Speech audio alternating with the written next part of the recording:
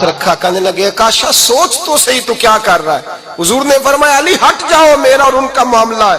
جناب کاشا آگے بڑھ رہے.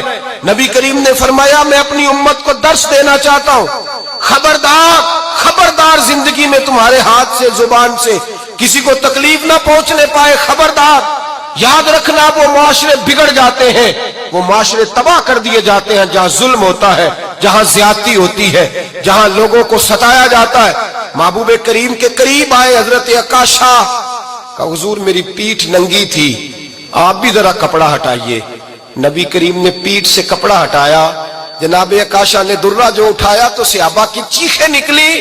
حضرت عکاشہ نے درہ دور پھینکا, حضور کے بطن اطہر سے لپٹ گئے, چومنے لگے, کہنے لگے حضور وہ تو صفے سیدھی کراتے لگ گیا تھا, آپ نے کہاں مارا تھا.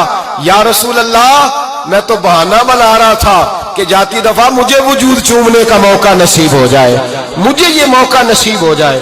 میرے حبیب نے فرمایا جس نے جنتی دیکھنا ہو میرے عکاشہ کی زیارت کر لے. بھائی ظلم کا دروازہ کھلا ہوا ہے اور لوگ بھول جاتے ہیں زیادتی کرتے ہوئے. وہ بہو سے ہی کیوں نہ کریں, وہ اپنے گھر کے بھول جاتے ہیں کہ شاید پوچھنے والا کوئی نہیں, شاید میزان نہیں لگے گا. ایران کے بادشاہ نے اپنے بیٹے کو پڑھانے کے لیے ایک استاد صاحب کا بندوبست کیا.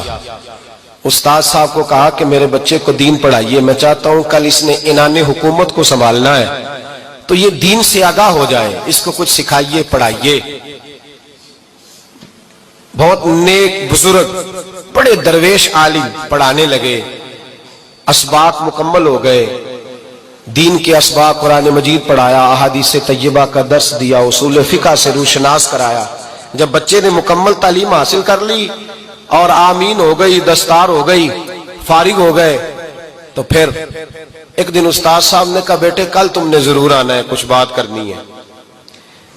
شہزادہ گیا ملنے استاد صاحب سے. استاد صاحب نے کنڈی لگا لی, ہاتھ میں درہ پکڑ لیا, مار مار کے پورے وجود کو زخمی کر دیا. کوئی غلطی نہیں, کوئی بات نہیں, مارا.